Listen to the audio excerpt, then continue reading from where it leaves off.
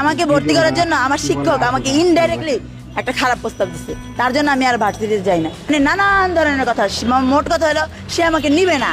আমি যদি তার কথা মতো হোটেলে যাইতাম গা, তাহলে ঠিকই আমার নিত। বেটার ঘেরা কমাই নাই দেখে আমার নেয় নেই, ভার্সিটিতে মানে নেয়। তাই অন্য মতো ভার্সিটিতে না পড়লে কি হচ্ছে, ভার্সিটি একটাতে নেয় নেই, আরেকটাতে তো নিবে।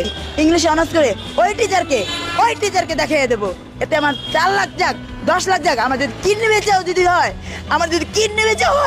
আমি ওই টিচারকেই দেখাই দেবো। উনি আমাকে বুড়ি বলছে বোরকার জন্য, উনি আমার পোশাক আশাককে অপমান করছে, আমার ইসলামকে অপমান করছে, আমার ধর্মকে অপমান করছে। আমার ধর্মে যদি আমার জীবন যায় আমি তাও দিতে রাজি। বর্তমান মেয়েদের একমাত্র ইনকাম দেহ ব্যবসা। আমি করি না, আমার ফ্রেন্ডরা করে।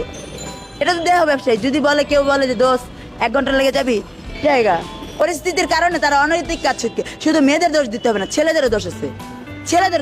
আমি যে এই বাটা থেকে এই পর্যন্ত